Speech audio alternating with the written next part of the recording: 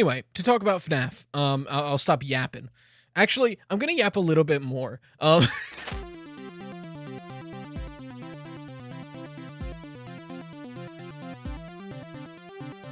Ladies, gentlemen, and those with the good sense to do away with the whole notion, I welcome you to the premier audio medium for all your Fazbear entertainment needs. The Freddy Fazbear Pizza Podcast. Note, FFPP is not responsible for any loss of appetite, disinterest, dismemberment, or other legally classified statuses. So strap in and enjoy.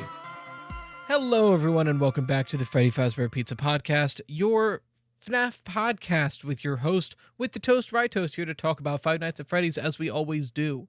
A little discombobulated. It's like 11:58 p.m. on Sunday, the day that this was supposed to come up. I'm still desperately trying to catch up with videos. As you can tell, my life is still a mess.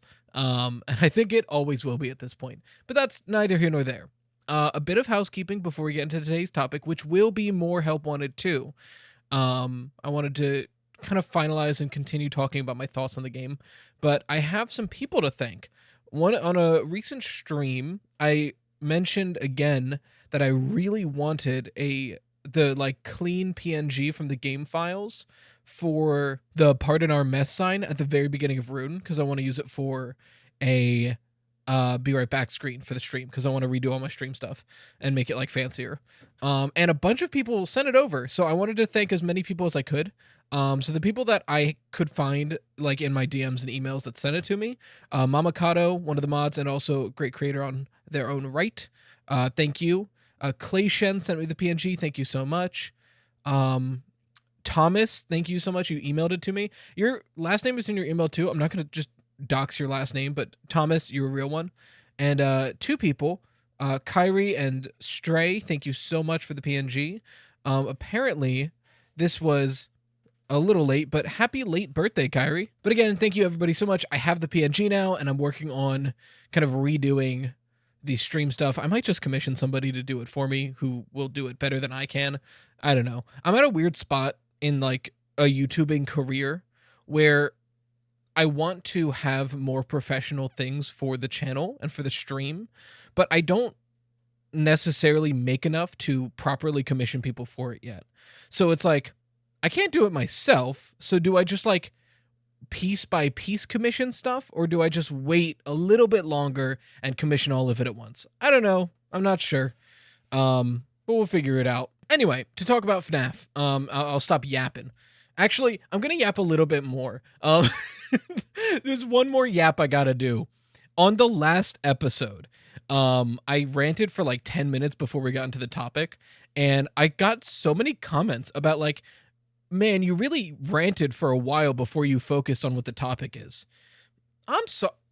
Am I listening to the wrong podcasts? Every podcast I've ever listened to is so open and just like a stream of consciousness thing that I thought it was normal to just kind of go on a tangent and stuff. So like, no, not to be mean or rude or anything, but if you're listening to a podcast and your complaint is that the person who's doing the podcast is talking too much, I don't think you like podcasts. Maybe because this is more of like, to be fair, this could be a lot of people's first podcast because it doesn't, on YouTube, it doesn't necessarily immediately look like a podcast. And to be fair, this could be people looking for answers for specific things. But that's what timestamps are for. I try to timestamp out these videos. So hopefully, maybe I didn't timestamp out that one enough, and that's why. I don't know. But I'll quit yapping. Let's get on to the topic. I wanted to finish talking about Help Wanted 2. So from my notes, and forgive me if I tread over any talked about ground, but I've made like 6 videos on it and a whole podcast episode and multiple streams. So my thoughts are starting to congeal. And if I don't make this video now, I don't think I ever will. But I wanted to talk about like the other things of Help Wanted 2 that don't really have as much evidence. So they're way more speculative, and it's more of like a brainstorming session than actually theorizing. And one of them being, what the hell is up with Circus Baby? Circus Baby is like weirdly present in Help Wanted 2, where like realistically she only shows up in one minigame, but at the same time she's behind you and highlighted by the title screen. And that one minigame she's in is the most different minigame where like you're like one-on-one interacting with her. And if you're playing the minigames sequentially as they're shown in the monitor, it's the last minigame before you revive Glitch Trap.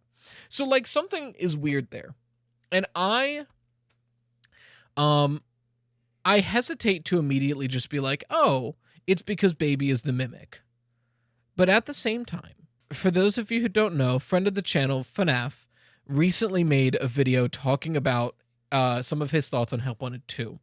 And for a long time, he had been pointing out that it's weird in Sister Location when we're like, oh, you need to retrieve me. When Circus Baby is like, you need to retrieve me, you take this weird green chip out of her, and she's like, and put me into your hand unit or whatever. When I played Help Wanted 2 on stream, I never had to replace Helpy's brain. So I just straight up never saw this. But one of the minigames, when you're replacing Helpy's brain, that fucking chip is there. And FNAF points this out in his video.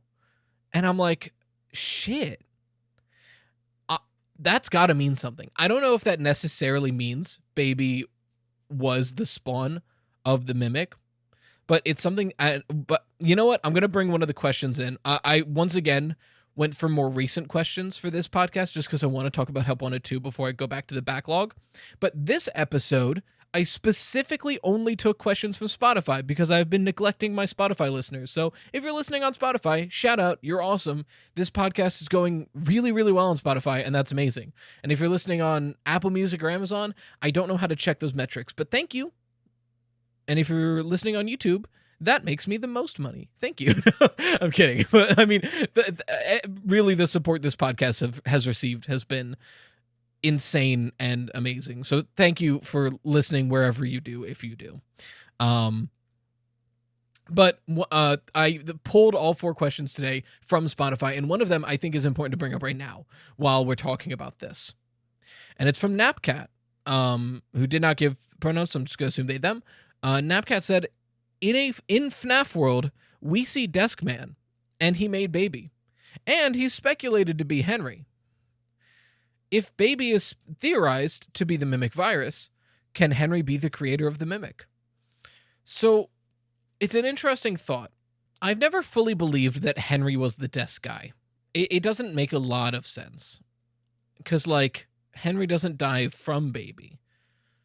I think the desk guy is very clearly, like, supposed to be an allegory for Scott Cawthon and, like, the games. Because FNAF World Halloween Update really felt like vent art by Scott. Like, it was just Scott venting for a DLC, essentially.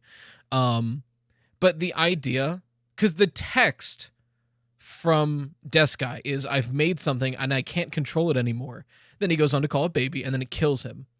If Scott was really feeling burnt out by the time of Sister Location, which he probably was, he made like 5 games in like 3 years. Hey, Scott, that's your fault. You didn't have to do that, Scott. But if he was really feeling burnt out by then, that would just be like an illusion or a parallel to creating the FNAF games, would it not be? I've created something, I can't control it anymore, and then it kills him. Like, that's burnout, right? He's made something, he's made the FNAF games, they've gotten bigger than he could have ever imagined, and it's killing him. So I've always just assumed Desk Guy, not meant to be lore, specifically an allegory for Scott feeling burnt out.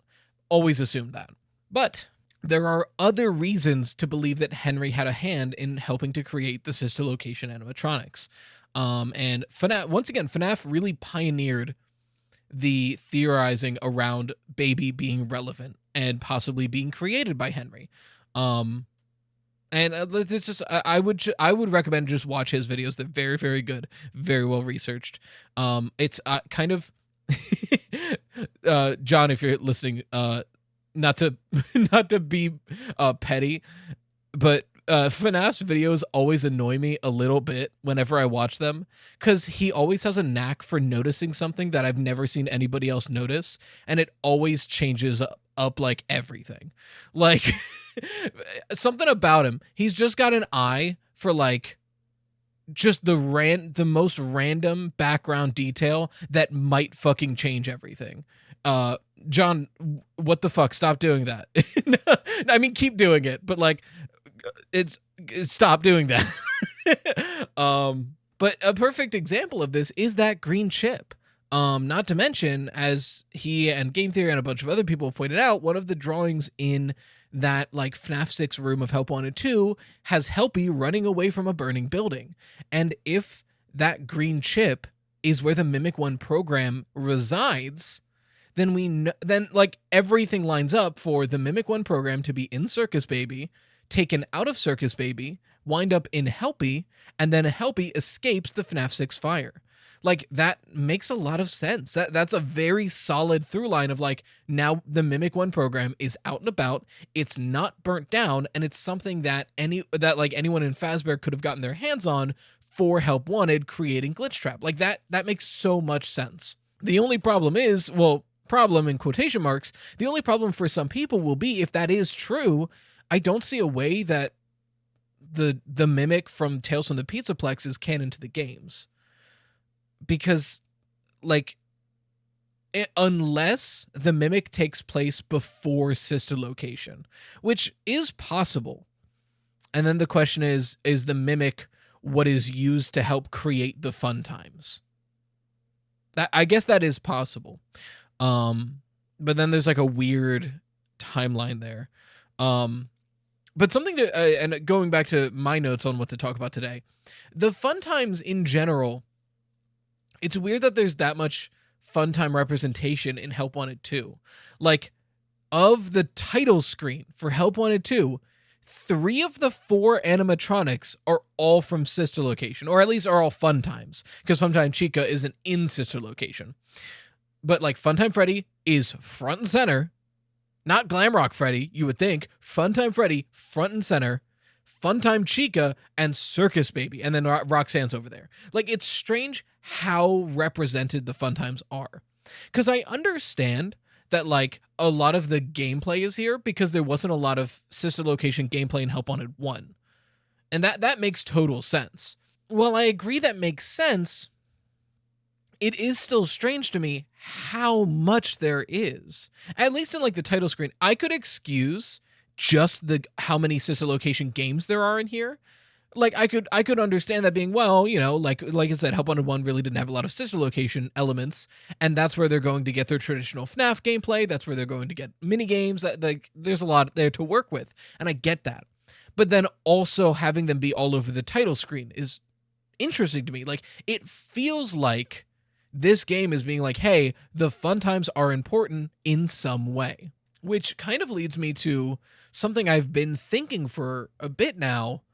I wonder if the fun times are mimic endoskeletons in the games. A lot of the fun times in their blueprints have parts specifically for replicating. Like, there's one of them literally has voice mimic on it. And I think that was Funtime Freddy, if I remember correctly. And like they're so sophisticated for the time. And for a good while now, I've been thinking that the Glamrock endoskeletons are mimic endoskeletons. So in the books, just to catch you up if I'm going too fast, in the books, it is established that in the book timeline, at least, whether or not that is the game's timeline, in the books, Fazbear collects the mimic program and endoskeleton from Edwin after he like does his whole backstory thing, and they make a whole line of mimic endoskeletons that are easier to train. They just have to watch you and they'll replicate you, but they had to discontinue them when they started copying humans in strange ways. So they created a whole line of them, but they discontinued them.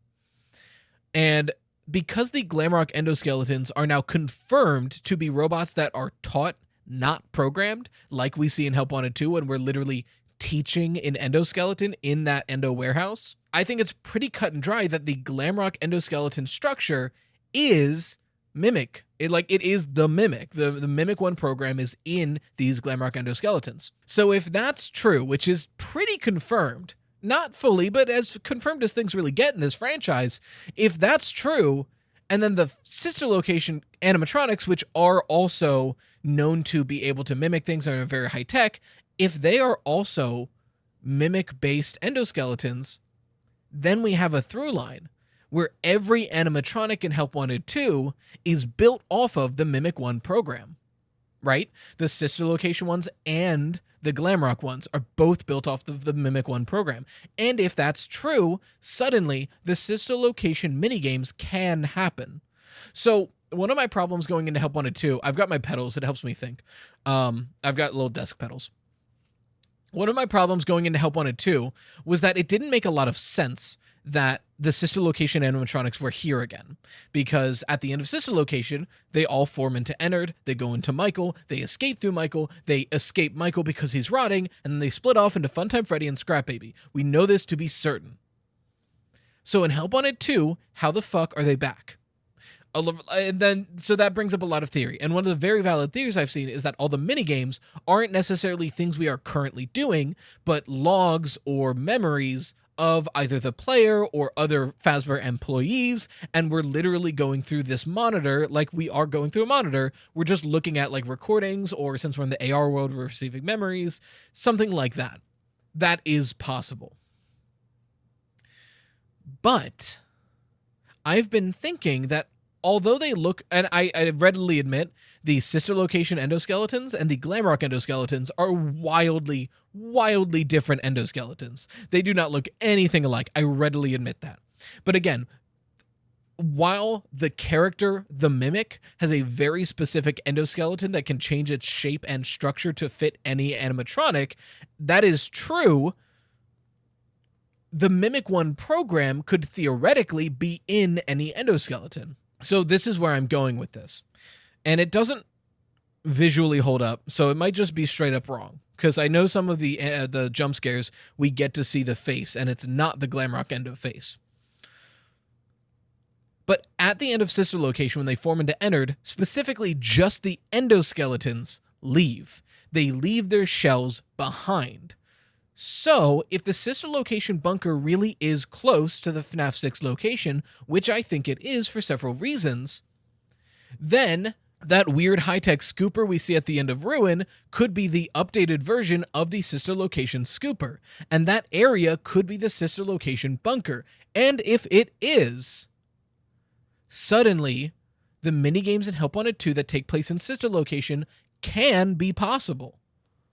After all, if there are a bunch of Funtime shells being left around and a bunch of Glamrock endoskeleton mimics that are built to be able to wear any animatronic shell, they can just go put on the Funtime shells and suddenly the Funtime animatronics are back again. So like, if William Afton, or like William Afton probably dead. Well, definitely dead, but like probably out of the picture. But if the Mimic 1 program is trying to recreate William Afton as much as it can, it would probably try to rebuild the only set of animatronics that are made specifically by Afton Robotics. Whether or not Henry made them, they are under the brand name Afton Robotics. So, like, the Mimic 1 program, if it's trying to recreate William Afton, probably wants to remake the Afton Robotics. That's just a through line that makes sense to me. So suddenly, a lot of what we see in Help Wanted 2 makes sense. Where like Ballora is up and running again, Funtime Freddy is up and running again.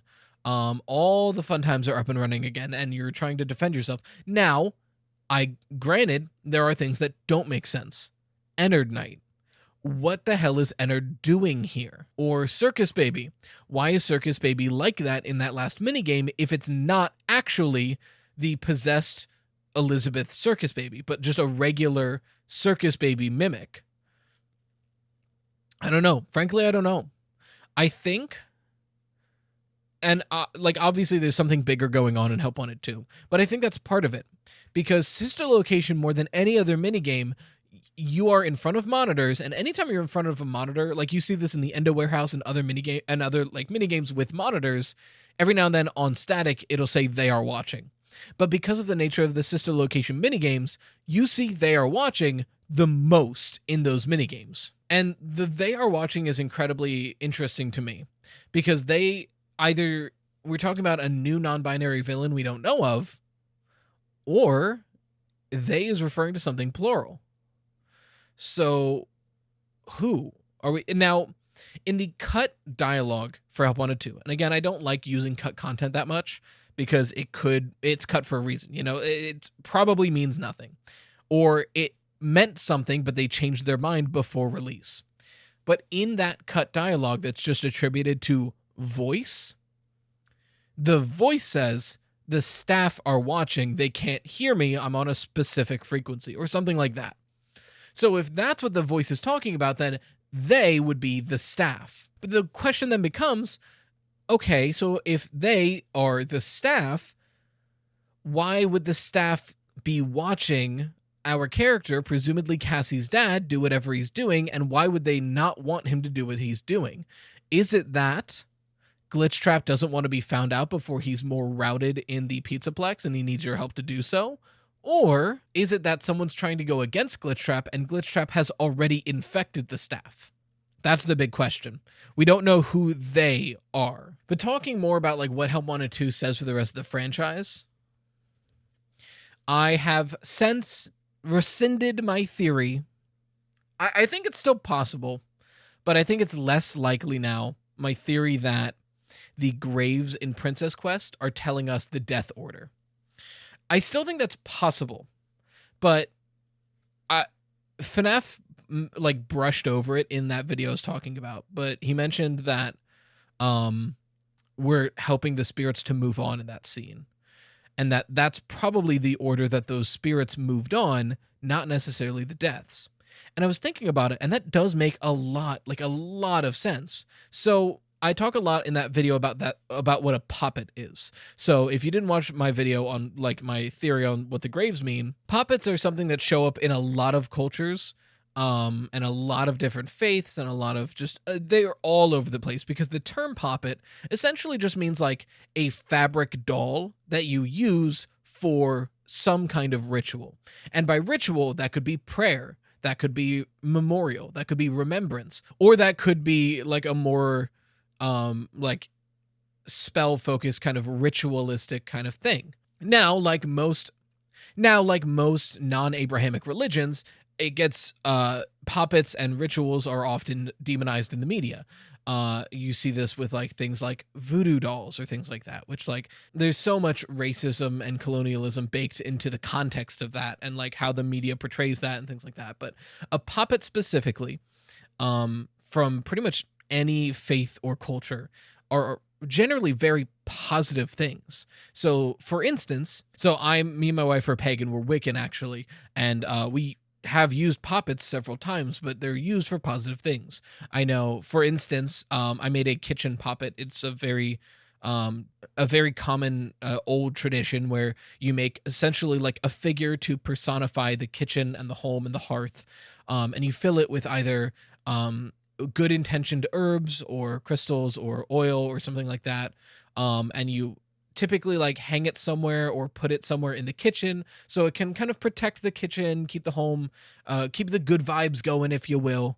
Try not to get too religion-y on you guys. But for example, they're like that. Or if a puppet is for a specific person, it's often for their benefit. Like you can make a puppet for someone to wish them luck or good fortune or health or protection. And another use of puppets is for memorial, hoping someone can pass on and find peace.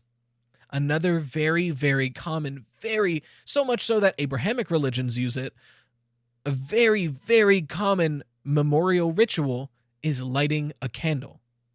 It's like the number one thing to do for a memorial is light a candle for someone. I don't know how I didn't think of it or see it, but going to the graves of victims of someone, going to the graves of murder victims and putting a puppet to remember them and lighting a candle is like a textbook definition of like grief memoriam, like remembrance to help them find peace and move on. Like that is a textbook definition ritual of helping somebody move on. So I think it does make a lot of sense that the grave order we see in Help Wanted 2 is the order that the spirits move on, which does completely negate the whole like 30-minute video I made on it. But you know what? Such is life. This is the theorizing for you. Sometimes you're wrong, and that's okay. But speaking of things that make me think in Help Wanted 2, we're going to go on to our next question, and I haven't shouted it out yet, but if you want your question or theory talked about on the podcast, you have many ways to go about it. The most frequent and probably best way to reach out is via emailing Freddy Fazbear Pizza Podcast at gmail.com. That email is in the description. You can copy and paste it because it is a pain to type out and remember. But you can also, Spotify has a Q&A feature. That's where all the questions from today are from, where on the podcast episodes on Spotify, you can type in a question and I'll answer it. I think you can actually like mark when a question is answered and in what podcast. I don't know how to do that, so I'm not going to. I don't want to accidentally like delete a question. So, but just like, I still like put your name and preferably pronouns in those questions so you'll know when I talk about you, because I'll talk about you. But for instance, this question comes from Spotify from Lily Rose, she. Thank you for your question. What if Fall Fest was ruined by Sun/Moon? Sun/Moon appear in the carousel section. I think Sun Moon were created by Henry, went out of control, and you kind of lose me here, but went out of control and caused MCI. I assume what you mean by this when you say caused MCI. In that video where I talk about the graves, I mentioned that Henry says a wound first inflicted on me that I let fester into all of this. And if that's not Charlotte, then that would probably be the missing child incident. But why would William do the missing child incident if the crying child is still alive? If like the missing child incident happening first feels weird. So when you say and caused the MCI, I'm going to assume, correct me if I'm wrong, I'm going to assume you mean Sun and Moon ruined the Fall Fest, which later leads William to do the MCI. I think that's fair. I don't know how I feel about everything with the time. That's just a slogan for FNAF theorizing. I don't know how I feel about everything.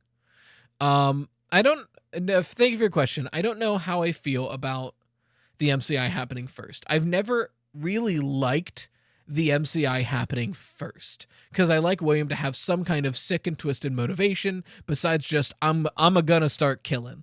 And now that the graves seem more likely to be memorial rituals, the MCI doesn't need to be first anymore, which is great. But I do still think that the Fall Fest burned down. And because Carney is there, when Carney seems like he's definitely made by Henry, since he's literally lefty, but just a different color, the Fall Fest burning down does feel like either something William did or something that affected William and was a last straw. And Sun Moon being that far back, as much as I want to be like, why the hell would Sun Moon be that old? Sun Moon is at the carousel. The carousel is a Fall Fest thing. Like, I understand that it's like, oh, the carousel's not in the daycare, and it's an old toy, and the designs in the carousel are FNAF 2 designs, which is a whole nother can of worms. The carousel is very, very interesting to me, but because it burns, I think it is safe to make an assumption that the carousel is from Fall Fest. And every Fall Fest minigame burns to the ground. What the hell happened at Fall Fest? I think it is almost a guarantee that the next Steel Wolf FNAF game is going to be at Fall Fest. Because if not, why the fuck do we keep getting Fall Fest teasers? Gah. But Sun Moon being the one to ruin Fall Fest is interesting to me, because Sun Moon definitely seem way more important than we've been giving them credit for. The fact that Moon is the one to take Glitch Trap from the player for Vanny, very interesting. The fact that Sun Moon are probably the most represented animatronic in the entirety of Help Wanted 2, very interesting. The fact that Sun Moon are confirmed to be carried on strings, just like the marionette, very interesting. So I don't know. To answer your question, Lily Rose, that's super possible. Honestly, kind of likely, but I don't know. I really don't. There's so much mystery and just question marks enwrapping the Fall Fest that we just need some actual information besides the fact that it's important and it probably burned down, because that's all we have. And I've seen some people mention that like Fall Fest isn't that represented in Help Wanted 2. There's just like a poster and you go there like maybe twice. I need to remind you, one, the Help Wanted 1 DLC is entirely within Fall Fest 83, which is crazy important. But again, every time you win a prize in Help Wanted 2, every single item you get in Help Wanted 2 comes out of a crane machine whose background is Fall Fest. It's gotta be important. But point of order, our next question comes from Kay. They, thank you for your question. Given how much we've learned from Help Wanted 2 and Ruin, have your opinion of Security Breach changed? How? What do you think is the canon ending? This is a great question. So, I think by the time right before Ruin came out, my thoughts on what happens in Security Breach and its ending had already changed a lot from when I was first theorizing about it when it came out. But then after Ruin and Help Wanted 2, I think it also again changed a lot.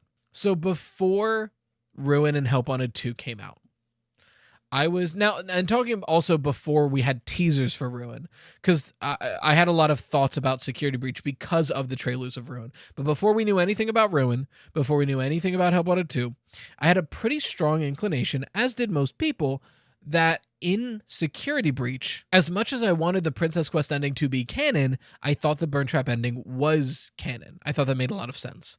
And most people did as well, because like it's fully animated, it makes the most sense lore-wise, it's the most conclusive. But then Ruin came around. And after Ruin, I was dead set that the Princess Quest ending happened, but the Burn Trap ending wasn't. The Burn Trap ending didn't happen, but it existed to tell us what is possible.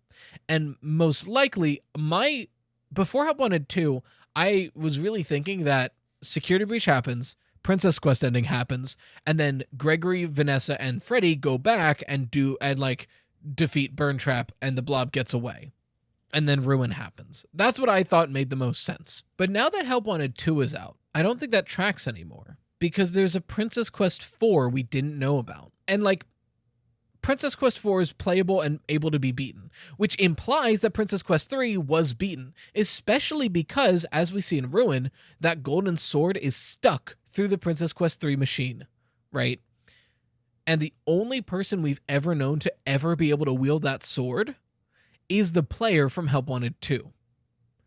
So it makes a lot of sense that the player from Help Wanted 2 is the arcade conspiracy theorist guy, which, again, is probably Cassie's dad. So part of me is starting to wonder if it wraps back around to being that the Burn Trap ending is the canon ending, but Princess Quest 3 is beaten by Cassie's dad during Help Wanted 2, which is why in Ruin, Gregory doesn't tell us the gender of his friend. So if you remember in Ruin, Gregory says, "My friend has a map of that area. Listen to Static's instructions." We never get the gender of Gregory's friend.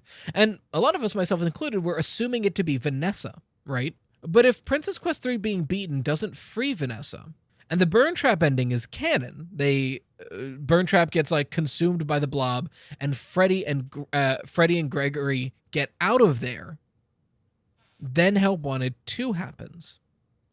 Where in Help Wanted 2, Cassie's dad is continuing to investigate what's going on, trying to fix everything, beats Princess Quest 3 at some point, goes deeper, and gets caught by Vanny as he's trying to beat Princess Quest 4. That makes a lot of sense. The only problem with that I see is the Blob, or I guess the Tangle, because like the Blob is still like stuck in my head. I'm trying to get rid. I will say, the file name for the Blob doesn't necessarily confirm that its name is the Tangle. I think its name is the Tangle because we know the Blob isn't the canon name, and the Tangle's a way cooler name. But also consider that file names don't mean the name of a character. If that's true, Golden Freddy's name is Yellow Bear, right? So like file names don't necessarily mean that's the canon name. It's just very likely. But regardless, Blob Tangle, it's not in Help Wanted 2, right? We can look into the hole where it is and we don't see it. So this would be after the Burn Trap ending and it gets away. And I guess that's why we don't really see it in Help Wanted 2. This has been such a rambling, ranting episode. I'm so sorry if it's hard to follow this. I've ADHD brain. It's 12:30 a.m. at night, right? Like, so you're getting off the cuff theorizing right now. Brainstormy, rambling, nonsense. Hopefully you're able to follow this, because I can't remember what I said 20 minutes ago at this point. But thinking about it, I think after Help Wanted 2, the Burn Trap ending is canon. And like I said, Freddy and Gregory get out of there. Burn Trap is consumed by the blob and maybe spits out the mimic endoskeleton we see in Ruin. And then Cassie's dad gets caught in the mix, beats Princess Quest 3, which is why Princess Quest 3 is beaten in Ruin. The only thing that doesn't necessarily make sense is why there's the headless prototype Freddy in the exact same spot that Headless Freddy is in the Princess Quest ending from Security Breach. That doesn't make a lot of sense in Ruin. Unless, right, Gregory leaves with Freddy. So if Freddy is still around in Help Wanted 2, that might be our prototype Freddy. If there's any modelers listening to the podcast right now, if there's any way to see the Freddy model from Help Wanted 2, check to see if the prototype stamp is on his foot. Because if so, I think that gives a lot of credence to Princess Quest not being the right ending, Burn Trap ending being the correct one, and all the things in Ruin that feel like the Princess Quest ending are what Cassie's dad does during Help Wanted 2 before Ruin. Which is why in Ruin, Cassie brings up her dad so much.